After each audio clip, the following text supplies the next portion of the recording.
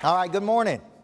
Good morning. You know, I was riding through this small town today. I've been on a 2-day tour through. I was in Knoxville, Tennessee, and then last night in Orlando, Florida. And we flew in this morning to this town. And as I was riding through this town, it reminded me of my small town.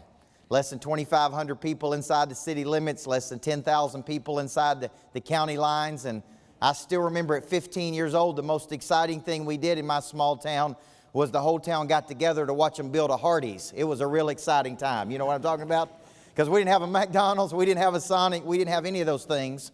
But something at 15 years old happened to me. I had a Little League baseball coach pick up the phone and ask me to help him coach a junior pro basketball team. Now, the reason this is significant is because most of us get to where we are today because somebody, somewhere chose to see something in us we didn't see in ourselves. Let me just start by asking you this question. How many of you in this room have ever had a good coach at some point in your life? Good, doesn't have to be an athletic coach, just look around the room. And most likely that coach did 3 things for you. He or she had conversations with you that you didn't want to have, right? Typically around your potential. We're going to talk about that today. A good coach will make you do some things you don't want to do. But a good coach will help you become something you did not think you could become. And so 15 years old, man, I'm turned on to coaching. And I was so passionate about coaching. Passion is defined in the dictionary as this irresistible belief for motive or action. It's what drives your engine. It's what rows your boat. It's what gets you excited. It's what you could talk about for days. And I like to tell people, I go down to coach that junior pro basketball team, and I dressed up in a suit. I was 15 coaching 9 to 12-year-olds. And I looked like a little Pat Riley coaching junior pro basketball. And everybody laughed at me, and they're like, who is this kid that is so passionate about coaching? I was so passionate, I actually got ejected from a junior pro basketball game. I got 3 technical fouls and a standing ovation on my way out, and it started a long-standing relationship with me and referees all over the country. And what's funny is my bus driver now, his son is the youngest NBA official in the country, in the NBA, and he started refereeing junior pro games. He was one of my referees in junior pro. So I'm finding my passion, and I want to talk to you a little bit about that today because many of you are here, and maybe you had some fire at some point, maybe you lost it. Maybe you were in a dynamic state at one point in your life, and you've gone static. Because when I found what I was supposed to be doing, I went back to my small elementary school, and I walked in, and this is where I learned my first sales technique. Okay, I walked in and I said, I would like to be the head boys basketball coach at this school. Now, if you study sales in anything, and all I do today is coach salespeople all over the world on how to move from a defensive posture to an offensive mobility. Every sales stat in the world tells me that it takes 7 to 15 touches 80% of the time to convert a prospect to a client. Have you guys see that from time to time? The average person that you're doing business with has bought how many boats over the course of their lifetime? 7? They're typically making what, $250,000 and above? They have to. So the first time maybe they see it, maybe they don't. So if you told me 80% of the time you win if you do these things, I'm a probability guy. I play the percentages. So I went back on day 1 and he said no. He just gave me opposition. Now, when you hear objection, how many of you hear objection when you go out to sell? Okay, some type of objection. Well, that objection looks like what? What do you hear? Yeah, money, not in my budget. What else do we hear? Got to check with the wife. What else? No place to store it. Okay. What else? Because I want to really bring clarity of something. Objection is just opposition of thought. Typically fueled by feeling. And a feeling can be influenced. I've heard every objection you can imagine. Got to sleep on it. Got to think about it. Got to pray about it. Got to talk to my wife about it. Got to talk to my friend about it. Timing's not right. Let me wait till next year. It's November. It's close to Christmas, right? I actually even heard one person say I got to Medicaid on it. Hadn't heard that one much, but that's a new one. So objection is part of selling, yes or no? Great salespeople overcome opposition of thought. I get opposition of thought from my daughter. We need you to be in bed, sweetheart, at 9 o'clock. No, I'd like to stay up till 9:30. I get opposition of thought from my wife. I get opposition of thought from my employees. I get opposition of thought from everybody every day. A great person who has a lot of conviction can overcome that opposition of thought. That's all objection is. So I go in to get this job. Day 1, he says, no. Here was his objection. You're too young. You're just a kid. I said, don't matter. I've got the power of my conviction. I'm deeply passionate. I know I can coach this team. I've already got 3 years of experience. And he says, nope, not interested. Day 2, I go back 14 straight days. Now, if you don't get anything from today, how many touches does it take typically to convert a person that is interested to a person that is buying? How many touches? 7 to 15. How many people in the room are going 7 to 15? Where you at? See, in my opinion, the people I coach, if you're not going 7 times, you're not in the ball game. See, I make up my mind if I'm interested in pursuing a person in the first 15 seconds. I believe people do business with other people that believe the same things they do. So I share what I believe. I believe everybody needs a good coach in life. I believe a good coach can change your life. I believe people that have a coach earn 3 and 4 times the amount of money than those that don't. And I look at people's eyes. And I know within the first 15 seconds if they're a legitimate prospect or not, because their body language tells me. And at that moment of truth, I make up my mind if I'm going to go 7 touches or not. 7.5 billion people on planet Earth, maybe some on Mars we don't even know about, right? So my point is, some will be interested, some will not be interested, so what? I'm only looking to do business with people who are looking to do business with me. Everybody follow me here? So I made up my mind, I'm going the distance with this principle. So I go 7 to 15 touches. Finally on day 14, he said, kid, you got the job because nobody else wants it, right? And so I just wore him down. That's a good sales tactic, isn't it? Just wear them down, man, just wear them down. And I coached that little team. I built my office. I'm in a little town just like this one. Nobody cares whether we're winning or losing. And in the first year, we won a state championship, and the principal comes to me at the end of the year, and he said, Coach, you did such a great job coaching this year. We think we would like to pay you. And I'm like, well, how much are you going to pay me? He said, $199.50 for the year. But I want you to ask you this question. Is every day with your current customer an interview for your next customer? Yes or no? Yes. Absolutely. How many people believe that? Every day with your current customer is an interview for your next customer. See, we already got 2 sales tactics. I'm learning this at 18 years old. I'm learning to go the distance. I'm learning to stay interested. I'm learning to come back at people. And I'm learning how to pick up a referral. Because every day in my current job is an interview for my next job. And so I'm coaching that team like I'm coaching in the NBA. And I get a phone call at 19 years old from the 2nd largest high school in Tennessee. And girls basketball in Tennessee is a really big deal because of a woman named Pat Summit. And so in Tennessee, women's basketball is huge, okay? And so I get a call from the 2nd largest high school in Tennessee, and here's what they said. I've heard about you, and anytime you hear that, what is that? That's a referral. I've heard about you. Heard you this young little whippersnapper that can flat out coach. Will you come down to this high school and be one of my assistant coaches? Now, I ask what any good 19-year-old would ask. What do you think a good 19-year-old would ask? When do you want me to start? Yeah, I wasn't that smart. You know what I ask? Well, how much are you going to pay me? And these words actually came out of my mouth. I'm already making $199.50. You may not even be able to afford me. And he laughed. And he said, son, we're going to pay you $2,000. Now, I don't know about my math, but that's a 10 times increase in my income, right? I've gone from $199 to $2,000. Now I'm at the 2nd largest high school in Tennessee. See, now I'm in there coaching. Now I'm learning. Now I'm learning under a great person. Behind every great number 1 is a great number 2. Do you believe that? Behind every great number 1 is a great number 2. And I became the best number 2. Carried his bags, got him water, drove the bus, coached the kids. Because I wanted to be the number 1. Okay? And a couple years later, he retires, and I become the head coach. Now, what I'm learning is this, because this is what I'm going to teach you today. Most of the population operates in a defensive posture. And what I mean by that is they show up to work, no plan, no tactic, no strategies, no targets, no follow-up mechanism. Most of the world is playing defense. And I made up my mind when I became the head coach that we were going to be an offensive team, which means we're going to score a lot of points. We're going to be a lot of fun to watch. We're going to run the floor. We're going to get the ball to the midline in less than 2.3 seconds.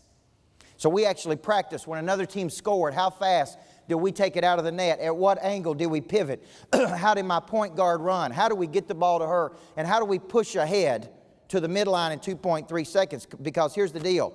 If I came at you that hard and that much and with that much intensity, eventually, you know what happened?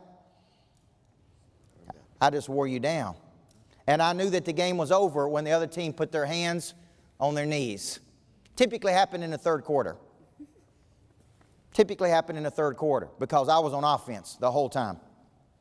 I mean, we're just pushing and we're coming as hard as we can, which is what you should be doing to competitors, which is what you should be doing towards your own potential. Pushing and exerting and moving and dynamic and growing, not static. Offense, not defense.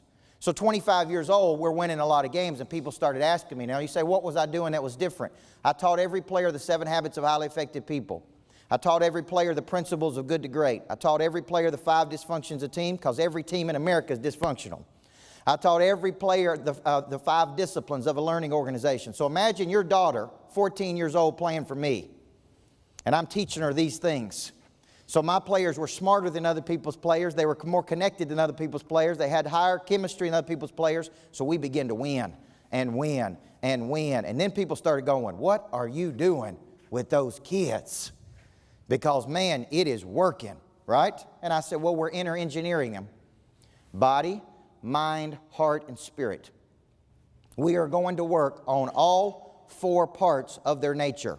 Now, as a sales professional, what good is it to have skill, that's the body, with no desire? That's the heart. You ever seen a sales guy or sales girl that you say this about? Oh, he's got all the potential in the world, but he's lazy. He won't prospect every day. He won't do the inconvenient. He won't go after it. He just sits in a defensive posture and waits on something to happen. He's got talent with no desire. What good is it to have desire with very little talent? What good is it to have knowledge, that's the mind, and skill, that's the body, with no confidence? That's the spirit. You with me? So I'm inner engineering these kids to win. So 25 years old, people are asking me, how are you doing? I said, I don't have time to tell you how I'm doing it. I got to win championships. What I got to do, I'm just going to write a book and you can read the book. Fair enough? And so I write this little book, and here's what's funny. And I want to relate this to you. Because mamas and daddies would bring their daughters to me. Can you? This is almost too fancy for me. Can you flip it to the next thing? Is this it? So mamas and daddies are dropping their daughters off to me, and they all say the same thing. Now, how many of you have kids in the room? How many of you at some point in your life have told your kids that they have potential? Right? And you've been frustrated because you couldn't get their potential out of them. So mamas and daddies would drop their daughters off to me, and they all said the same thing. Coach, my daughter has a lot of, what? What did they say? Potential. And every now and then they said issues, and they were right about that too, right? But they said my daughter has a lot of potential. What is potential? Give me a good definition of potential. You say talent, what is it? Untapped, what is it? Ability. So I would ask the moms and dads, and this is the part where I really become a coach to you today. I would ask the mom and dads a hard question. I'd say, now you're telling me your daughter has potential, right?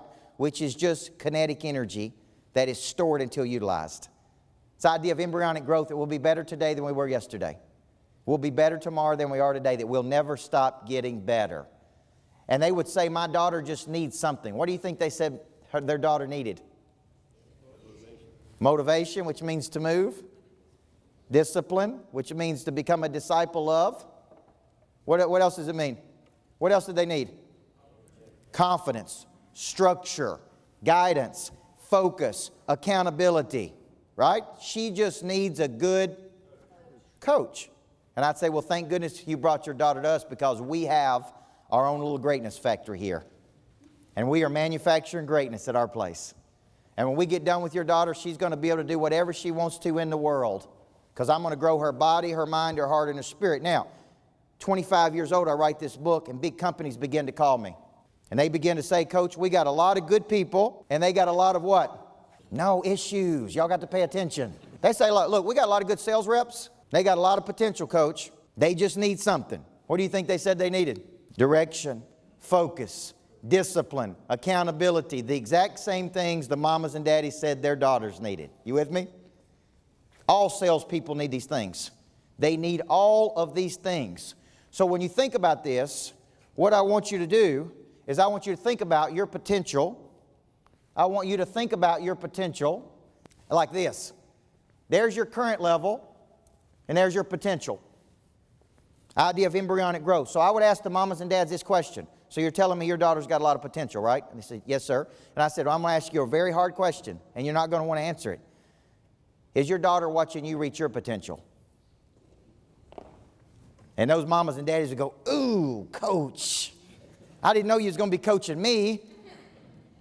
But is it not true that my daughter, my 5-year-old daughter, needs to see me striving and dreaming and reaching and pushing? Is it not hypocritical of me for me to tell my 5-year-old daughter she's got potential if she's not seeing her father reach his? Now, I want you to think about that. See, I said your kid's not watching you reach your potential because you've given up on your dreams. You've reached a static state. You're no longer driving. You're telling her she's got potential, but she needs to see you driving towards yours. That's the first place she needs to see it, right? And they would be like, you're right. She does need to see that. So I want to show you, when it comes to this, I don't think we can reach our own potential. Okay, here's some of my beliefs. I believe we can't see the picture when we're inside the frame. We're too emotional to it. We're too close to it. We're too biased to it. We got too much assumption to it. I believe we're creatures of habit. And left to our own devices, we will all contract and retreat to a place of comfort. So I see a lot of people out in the world, they make $150,000 to $250,000, and they're completely comfortable. And here's what I would tell you. Satisfied needs never motivate a person. Many of you are getting seasoned in life. That's not a way of saying you're getting old. You're just getting seasoned like I am. And we're not motivated by money anymore. We're motivated by impact. We're starting to think about our legacy. We're starting to think about what we're going to be remembered for. We're starting to think about how many people on planet Earth we can affect. We're starting to think about what's our bigger future that we're playing for. And so I would tell you, when it comes to your potential, it ain't about the money, because I've coached people worth $30, $50, $60 million, and they're bored out of their minds, and they're stuck, and they're static, and they're miserable. It ain't about the money. It's about pursuit of potential. That's what it's about. It's about moving toward. Sometimes what we need is we need a catalyst. So what I'm looking at when I'm looking at sales reps is I'm looking at them in a state. And I'm basically looking at them going, right now you're in one of 3 states. You are in a dynamic state, which means you are growing, you are vibrant, you are on fire, you're rejuvenated. You are in a dynamic state, energy, right? But what happens to a lot of us is we get dynamic for a period and then we grow static. Give me some definitions of static. Still. What else? Say again. Stationary. Did I hear something else back here? Stuck, bored, complacent, which is one of my favorite. You know the definition of complacency? It's a gradual settling to a place of mediocrity. Any of you send your kids off to school in the morning and say, hey, I got one goal for you today. Go out and gradually settle to a place of mediocrity today. Right? I tell my daughter, go get it. Go get it. Move. Kids are dynamic, aren't they? Can't slow them down. What do we spend our time telling kids? Slow down, be careful, don't talk to strangers. How many of you sell to strangers every day? Right? We're taught our whole life don't talk to strangers, which is why we're afraid to pick up the phone, call anybody, talk to anybody new. When I turned 41, I went back to my mom and I said, I love you, Mama, but some of these things you told me wasn't right. I got to talk to strangers now, right? I got to be seen and heard to build a business. I can't be obscure. So static is stuck, and then entropic. Entropic means disintegration. Now, my grandfather was active his whole life. He worked with his hands. He built houses. He built cabinets. He worked the farm. He sold cattle. He was an entrepreneur. Always active. I used to love to go see my grandfather because I always had a business lesson for me. He would always say things, if you got to want to, you can find a how to. It's out there. All you got to do is reach for it. He would always coach me. He was always dynamic.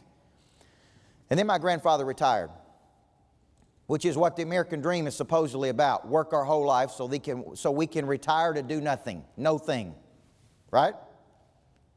And my mother told me one day, she said, it's as if your grandfather's whole life went downhill the day after he retired.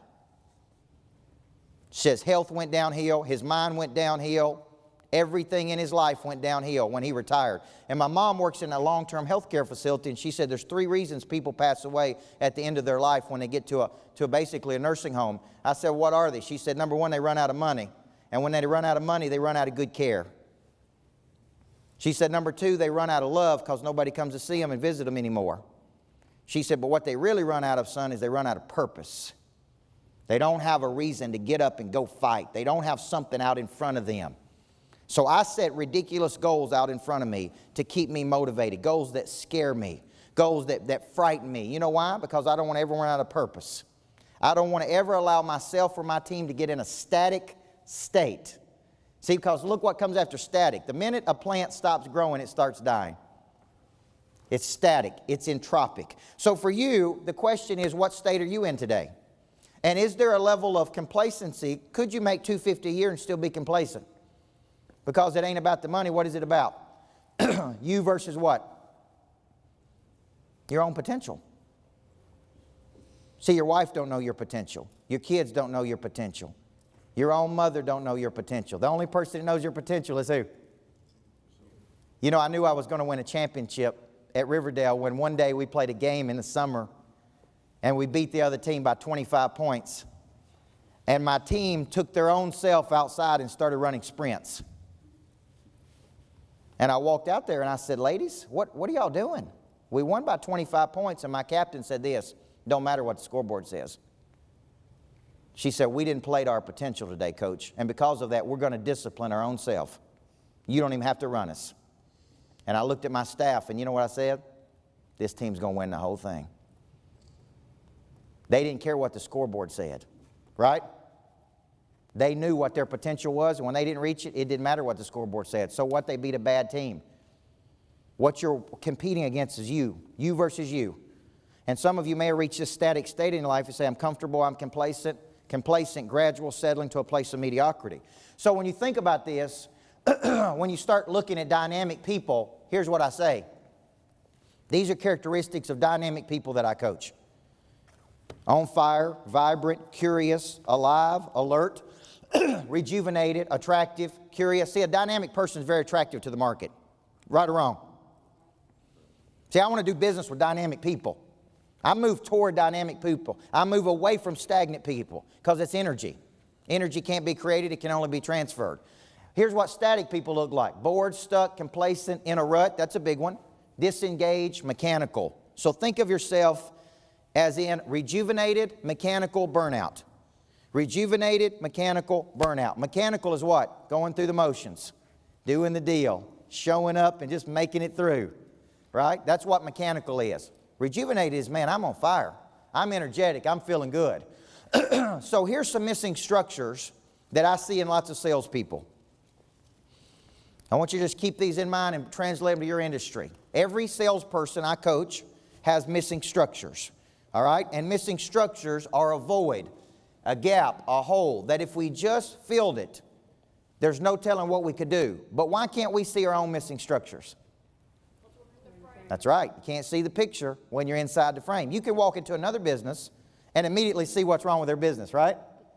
But you can't see your own, okay? So some missing structures look like this. A lot of people use the very first person that contacts them. Some stats say up to 60 to 70% of people use the very first person that contacts them. They don't use the best one. They don't use the most experienced one. The best looking one, they use the first one. Okay? So is speed important? When a person indicates interest in your product, is speed important, yes or no? Because I could be interested today, and by this afternoon, I'm not interested anymore. We live in an ADHD world. I wanted that boat, I wanted that boat, I wanted that boat, but you didn't call me back for 2 days, and because you didn't call me back, my wife's already talked me out of that boat. You understand what I'm saying? Something else is taking it. Sales today is a game of getting and keeping a person's attention. How do you get it? How do you maintain it? How do you keep it? How do you get it back once you've lost it? This is why the 7 to 15 touches is critical. Okay, look at this other stat. Average person will purchase X number of times in the course of their lifetime. Okay, but 98% of people never call a customer back once they sell them a product. Now, I work a lot in real estate, mortgage, insurance, and the stats tell me just in real estate, for example, that the average referral should be worth 5.7 referrals over the lifetime of the customer. But 98% of agents never call a customer back once they put them in a home. How many of you have had a real estate agent put you in a home and after they put you in there, never call you back? Every time you sell a product, how much is I don't see one commission, I see in multiples. I see 6 commissions. You with me? How do I stay involved in your life? How do I stay engaged with you? How do I stay in your face, okay? So this is a big one. So when you're thinking about this, then you need to, how many people could do a better job after they sell a person something, after the process? Let's look around the room. I mean, this could mean a lot more money to you guys if you just found a way to stay in their life, okay? And then there's a stat I started with is 7 to 15 touches, okay? Now, I believe there's 5 steps to overcome an objection. I want you to write these steps down because this is very critical. And how many of you have ever been coached? How many of you have ever been coached in overcoming objection? Do you think that's valuable, yes or no? What is objection again? Opposition of thought. That's all it is. There's 2 reasons a person does not take action with you. Fear. Fear is an unpleasant emotion created by a belief that something's going to harm me in the future. I'm afraid of something. Afraid of the price.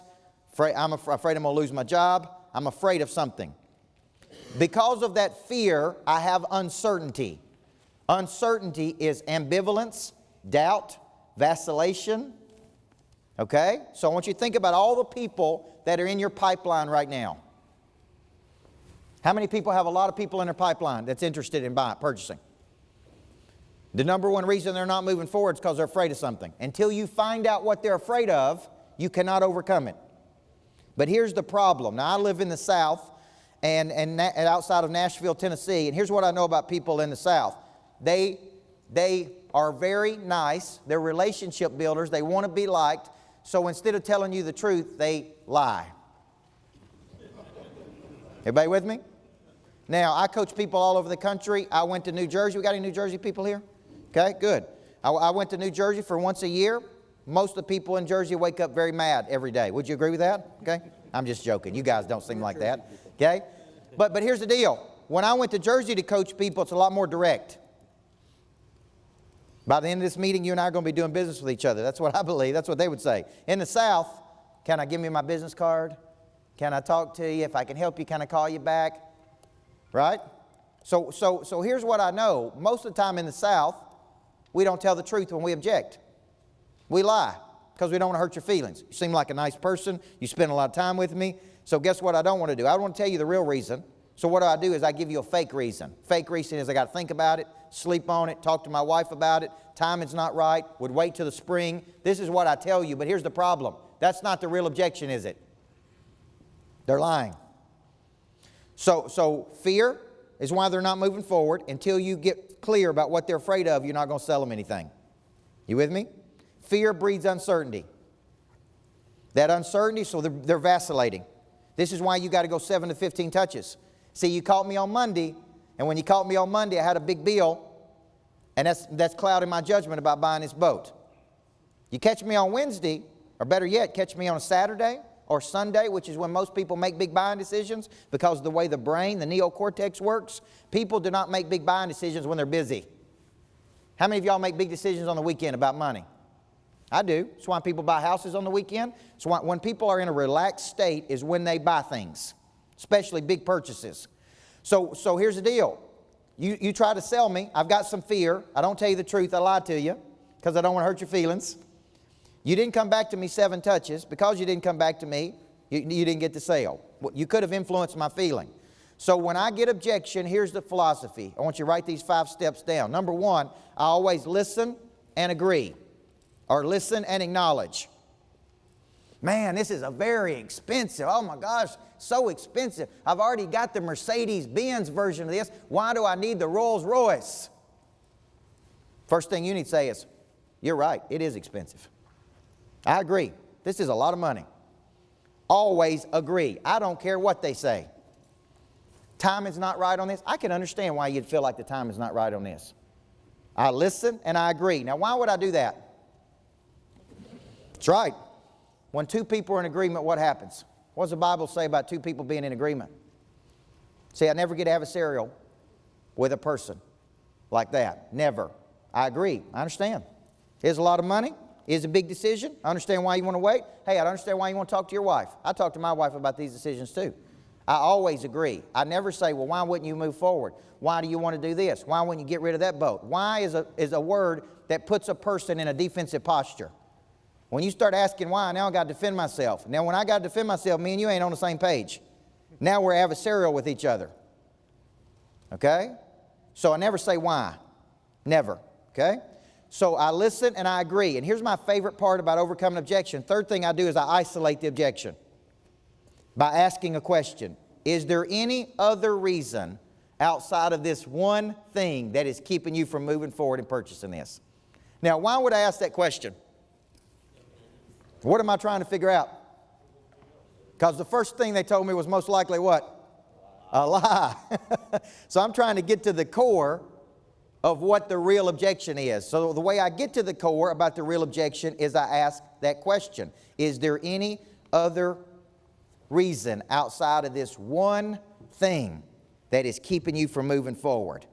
I want to isolate it. If they give me another reason, then guess what? Now I got a new objection. What do I do if I get a new objection? That's the question. I start all over. I understand. I can understand why you wouldn't want to move forward with that. So I listen, I acknowledge, I isolate, and then I validate. So you're telling me if you do talk to your wife and she's on board with you, we're going to go ahead and move forward with this, right? That's validation. So you're telling me if you think about it, sleep on it, pray about it, feel peace about it, we're going to move forward, right? Isn't that right? Yeah. Okay. So then I validate. Now, what if they still are sitting on the fence? The fifth piece of this is I challenge their thinking. This is called reframing. Okay? This is very critical because most people do a very poor job of reframing. So let's say I tell you I want to wait till the spring. What do most bad salespeople do? Hey, I understand. I'll call you back in the spring.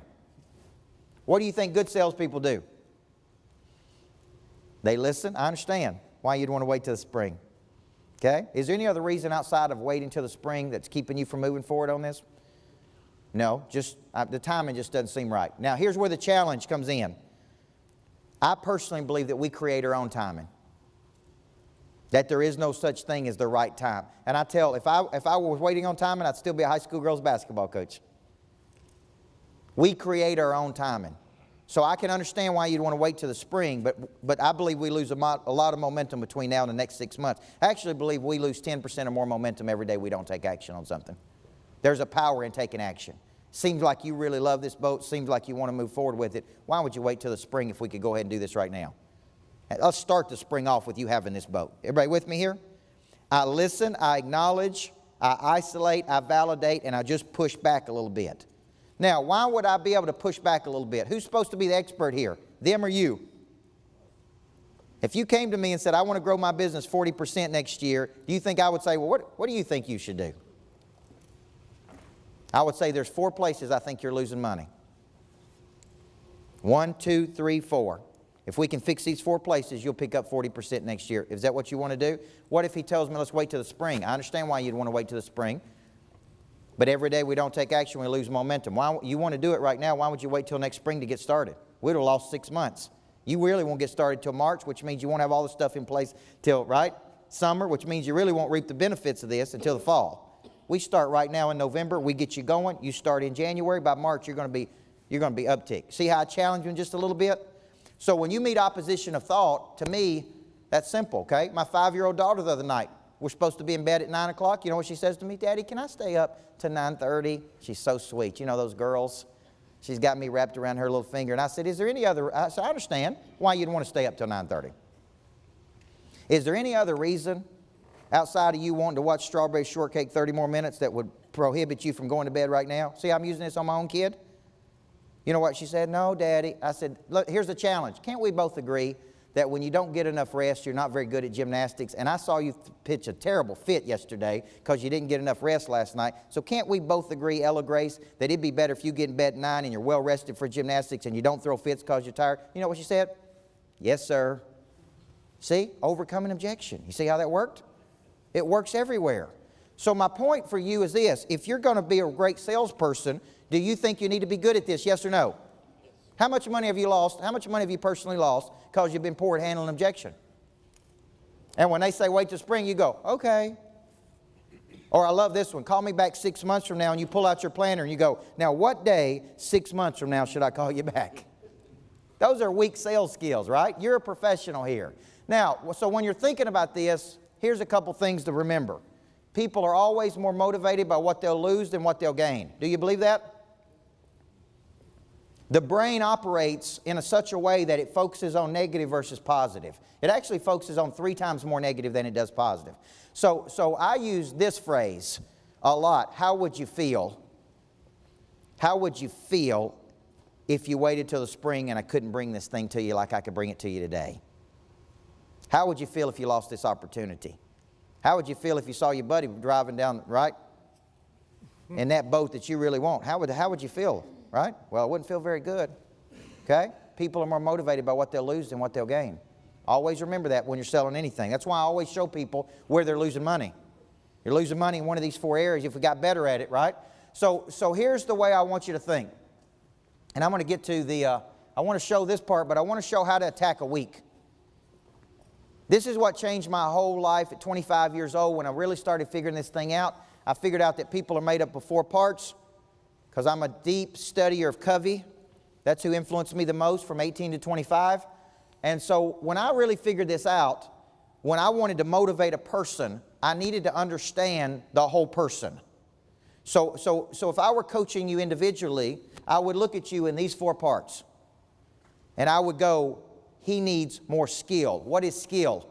How to make an outbound call, how to make a presentation, how to share an explanation of services, how to overcome objection, how to close a deal. Those are skill issues. Everybody with me? And I may say we can pick up a lot of ground with this person if we just helped him with skill. So what do? We train every day from 8:30 to 9. Bill Maddox is here in the back, who's over all of my sales and expansion. I got a small sales team. Every morning from 8:30 to 9, we're training. And if I wasn't mistaken, they were doing it on the plane this morning. Were y'all training on the plane this morning? Good. So here's my point. I believe training is something you do every day. How many people believe that? Military trains every day. Olympians train every day. On average, when I wrote this book, the new book, Everybody Needs a Coach in Life, I went back and I looked at how many hours I spent with my players, training them. You know what it was? 5.5 hours a day. 4 years. How much can you move the needle in a person's life 5.5 hours a day? So I coach people today, and I'm like, how much time do you get trained at work? And they're like, training? We don't train. How much time do you get with your manager? Maybe 15 minutes. Everybody with me? I'm like, well, where's the coaching? Because I don't believe people get better if they don't get coached. So we train every morning from 8:30 to 9. How to overcome objection. How to make outbound calls. How to work a pipeline, right? Anything and everything related to sales. Every day from 8:30 to 9, we're training. Then from 9 to 11, we're making outbound phone calls. We're prospecting. Do you believe you need to be doing more prospecting, yes or no? Yeah, we all do. All of us do. So what we do every day is we say, look, from 9 to 11, we're going to get on the phones. We're going to work that pipeline. We're going to work our hit list. We're going to work our farm club. Those are skills and knowledge. So knowledge is I need to expand your way of thinking. So I'm growing your knowledge, I'm growing your skill, I'm growing your heart. That's passion, drive, energy, and I'm helping your confidence. Confidence is an internal knowing that you can create or manifest what you see in your mind, even when other people tell you that you can't. You know, this is the number one thing I see salespeople lacking. How can you close if you don't have confidence? How can you sell me a high-end ticketed item if you don't have a lot of confidence? Yes or no? Because sophisticated people can sniff out somebody that's not confident. Yes or no? Yes.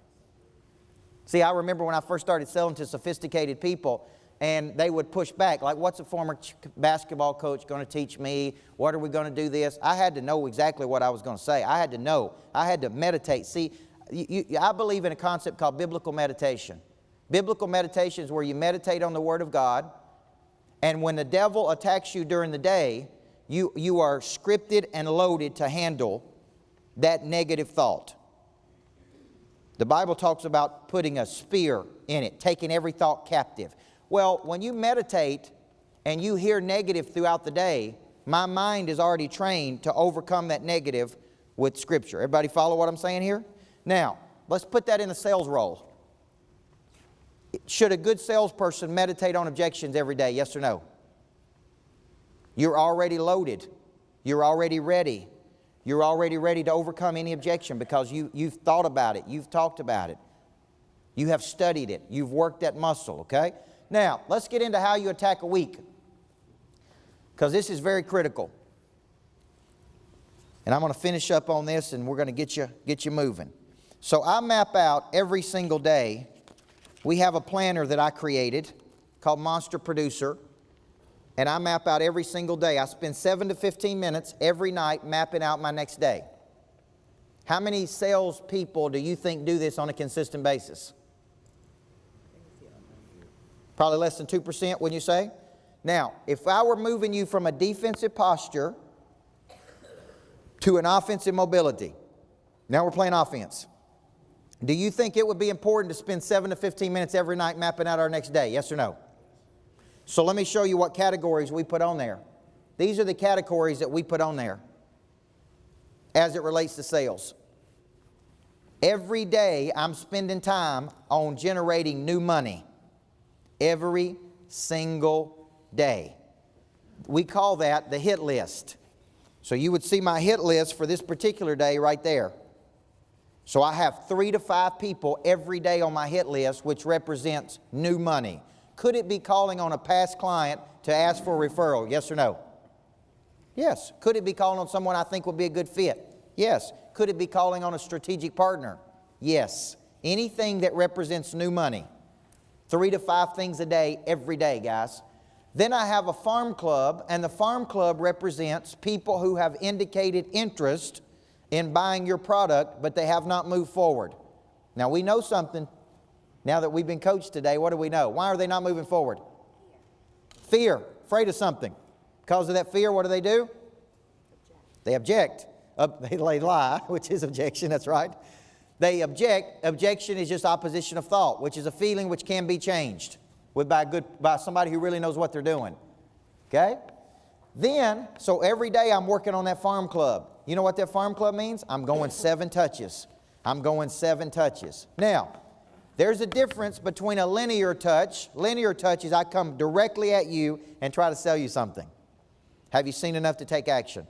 Have you seen enough to make a decision? The number one reason people don't move forward is because they don't have enough information. That is not their fault. Whose fault is it? It's your fault. So if I called you and left you a voicemail and you didn't call me back, if I called you back 3 times, about touch number 3, I'd say, Randy, apparently something I'm not doing is working and I need to get a whole lot better. It's not your fault you're not calling me back, it's mine. Because if I were more interesting, if I gave you better information, I know you'd call me back so we could talk about this, because it seems like the other day when you and I talked, you really wanted to move forward. Isn't that right, Randy? That's right. See, it ain't Randy's fault he's not calling me back. It's my fault. If I'd do a better job on the phone, he'd call me back. You see how I take total ownership of that? It's my fault. It's not your fault you're not moving forward. I haven't given you enough information to move forward. So when I'm in the farm club, we send videos, we send audios, we send text messages. We use every means and mechanism we can to get and keep a person's attention. Everybody follow me? Because I'll ask a person, how hard did you go to get their attention? And they'll say, Coach, I did everything I possibly could. I'll say, did you send it in video? Nope. Did you voice record it and send it? Nope. Did you have somebody else call them? Nope. Did you have one of our best clients call them? Nope. But you told me you did everything you could to get their attention. There's 5 or 6 more things we could have done, right? So every day I'm working the farm club. When's the best time to ask for a referral? When's the best time to ask for a referral? During the process and at the point of sale. You live with anybody long enough, you'll find something you don't like about them. You understand what I'm saying? So here's the deal. You should be asking for referrals throughout the whole process. You know how you ask for that? Mike, man, I've enjoyed working with you. If it's up to me, I'd take 100 of you. But I can't find 100 of you. But here's what I do know. Like gravitates toward like. Association breeds assimilation. And if I love working with you this much, I guarantee you I'll love working with some of your friends. Everybody with me? Was this valuable for you, Mike? If it was, who else do I need to be helping? I think the best time to ask for referrals within the first 30, 60, 90 days of selling the product. Everybody with me? You can't go back to people 7 years later and say, hey, can you send me a few referrals? You got to stay active. So every week we're onboarding new customers. Now, I'll give you one more, and then we'll stop on this one. What I'm basically doing is trying to get you in a forward posture. This is how a professional salesperson comes into the day and really attacks the day. okay, versus have it attack them? What if you had 25 people that loved you so much, they sent you 3 referrals a year? And you love working with them, and they love working with you. Wouldn't that be awesome? Because you know what I know? Your best customers don't send you crappy referrals, do they? They wouldn't waste your time like that. So what I try to do, we've got about 500 customers. What I do is I narrow those 500 out to 25. And I say, these are my top 25 relationships.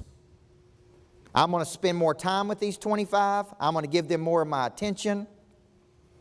I'm going to nurture that relationship, because my belief is if people do business with other people that believe the same things they do, we're all in alignment philosophically with what we believe. I can get 75 referrals a year out of those 25 people. And I look at it like Andy Stanley looks at his church. Every person's in the foyer, in the living room, or in the kitchen. Every client you got's in the foyer, in the living room, or in the kitchen. Foyer, they're lukewarm. They're barely in the door. Living room, they like you and are comfortable with you, but they're not referring you. Kitchen, they're on fire for you, man. They're out there telling everybody they know how good you were. And referability is when great people tell other great people how great you were. Okay? So from today, give me 3 things that you learned. Somebody give me something that you learned that you're going to go take action on. 7 touches. We're going to go 7 touches, right? Linear and nonlinear. I didn't explain nonlinear, but nonlinear is when I don't try to sell you something. I just come back with a touch. Hey, take a look at this. Hey, I wrote an article on this. Hey, watch a video on this. You see what I'm saying? I go different types of touches, okay? That's 1. How many people are going to go 7 touches from here on out? Good, good. Y'all going to make the most money too, by the way. Okay? What else? Offense versus defense. Got to get out of defensive posture. That's in every area of life, not just in one area. We got to get into an offensive posture in every area of our life. All right, give me one more. Overcoming objection. Okay, remember, objection is just opposition of thought. And everybody's going to have opposition of thought. It's a feeling. Many times I'm not telling you the truth, so now you have the formula you need to overcome everything. Everybody with me? All right, let's close with this. Guys, here's what I believe. I believe everybody needs a good coach in life. I believe a good coach can change your whole life. I believe those that have a coach always earn money than those that don't. And I believe a coach engages you in a set of systematic behaviors that allows you to do something tomorrow you cannot do today. So there's going to be some people in this room that want to get coached at some point. There's going to be some people in this room who want to get a 30 or 40% bump in their business. Okay? And our average return in year 1 is 43% for the people that do what we're coaching them to do. So you take whatever you're doing, add 43% to it. That's our goal for every client that I've got, because that's not a little bitty bump. You can get 5 or 10% by rolling out of bed. You can't get 43% by rolling out of bed. You with me? So for those of you that are here today and want to go to the next level, Bill Maddox, my whole team is here. One of my top 25 is traveling with me on the plane. He's been with me the last 2 days. And we're here just to say, God bless you. I'm proud of you. And thank you so much for having me here in North Carolina today. God bless you. Thank you.